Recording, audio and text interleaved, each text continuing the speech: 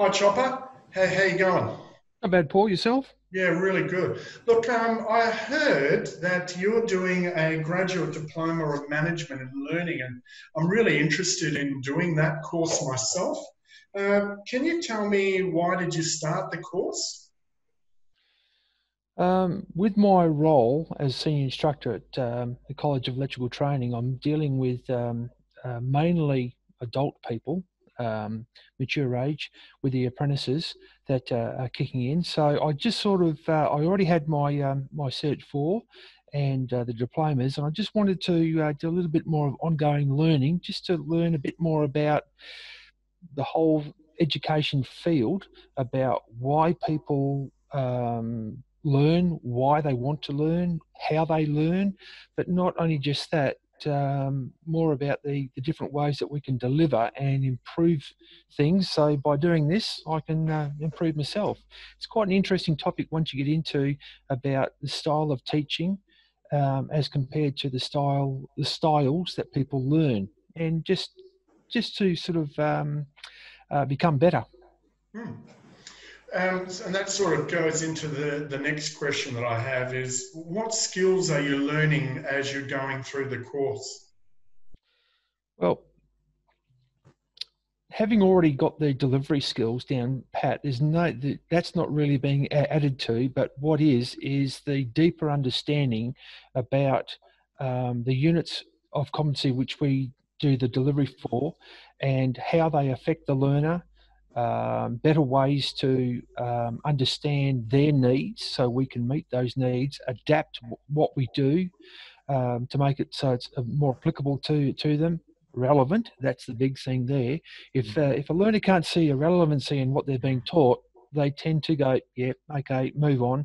But if you can sort of emphasise that, it helps points that you're trying to get across, concepts kick in and sink a little bit deeper. So And how do you think the qualification is either currently or will in the future help you with your current role? Because I think you just mentioned a key thing here about relevancy and sort of real world connection. Do you feel that that is what will happen for you or is happening for you right now? it's happening.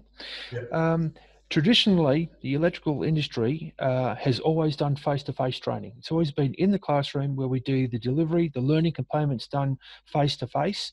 Once that component's been dealt with, we then do our final assessments and all our practicals, and they have to be done face-to-face. With the onset of the COVID-19, that sort of hurried us into an area that we had not explored before, being e-learning. So we've had to develop the webinars that will do the delivery of the training to our students remotely.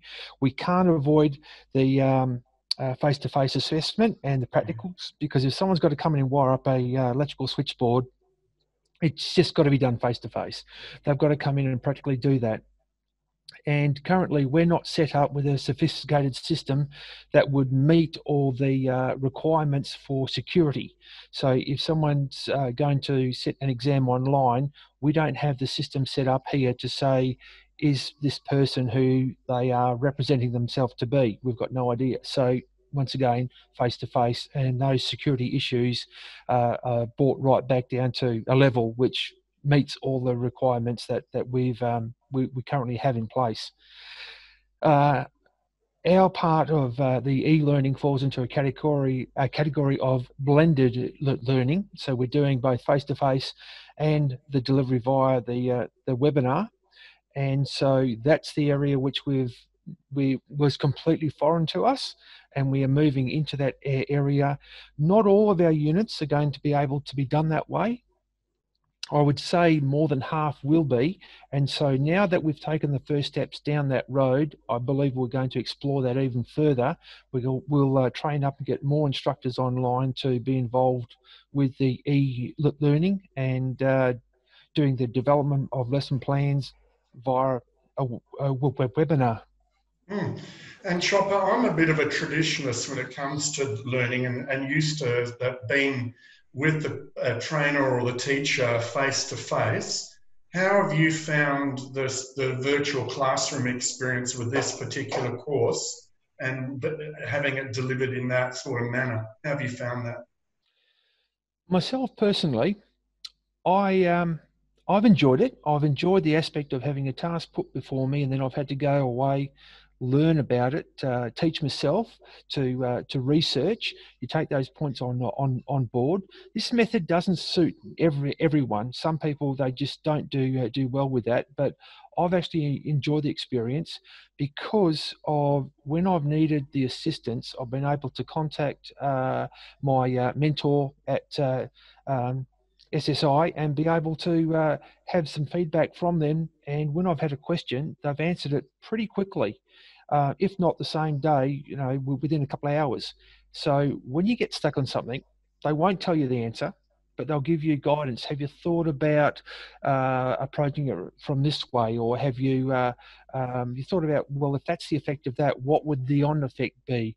So they give you the guidance to get you to think about alternatives and alternate views, and then apply those. So being able to access the instructors there, it's been pretty good. Hmm.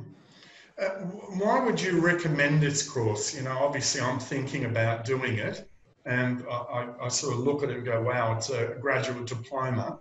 Why would you think that it's a really good thing for me to actually have a good look at and actually do the course? I think you would have to take a look at, is this what you need? Is this suitable to you? And if it does tick the boxes or fall into the categories, it's a very, very good reinforcement for the skills that you already have, and it'll build upon those. So if you've got the Cert 4 or the double dip in VET and the TDD, this is going to build upon those skills. And it just takes you to a higher level of understanding of exactly what training and learning in the vet sector is all about. If you asked me 40 years ago, when I started off as an electrical apprentice, that I would ever be doing this, that was the furthest from my mind. I was just a tradesman. I was going to become a sparky, become a tradesman. But now, because I've moved into the instructing part of that, I'm finding this course interesting, enjoyable, it's achievable, and there's some pretty big tasks, but if you break it down into the chunks, and it's actually supplied to you in segments that you can get your teeth into and explore, and then come up with a solution and or plan something out. So they present it to you in such a way that you can complete it, Mm. and overall it's just a very enlightening course. Mm. Thanks for that. I mean, like, I'm looking at a brochure and a flyer and checking the website, and that's great for that type of information about what that course generally covers. But when you talk to someone that's actually doing the course, that really helps have a think about it and what your experience has been. And it's sort of going to hopefully help me. So when I'm starting to put the enrolment in and all that, I've got peace of mind about what this course is about and how it's going to affect me, and how moving forward it will be able to be applied in my workplace as well. Once you've got the grad dip, it's going to look pretty good on your resume too, Yeah. Paul, to say Yeah. that's going to show any potential employer that this person isn't just going to sit back. Yeah, they've got a qualification and do this. They're going to engage in learning to keep current. It's sort of like a learning for life program, that Mm. one thing leads you on to the next. That sparks a bit of an interest. I mean, who knows, 10 years time, I could be doing a doctorate. So Mm. Yeah. you just never know. I'm not going to rule it out. No, that's really good. Hey, thanks for your time. I appreciate you. I know you're busy, but it's great to catch up and have a chat, because I really wanted to find out some more info about this. So really appreciate it. Hey, have a great weekend. Okay, then you too. Keep safe, and Yep. don't forget double demerit points. Yeah, thank you. Catch See you later, ya. mate. Okay, bye Bye. bye.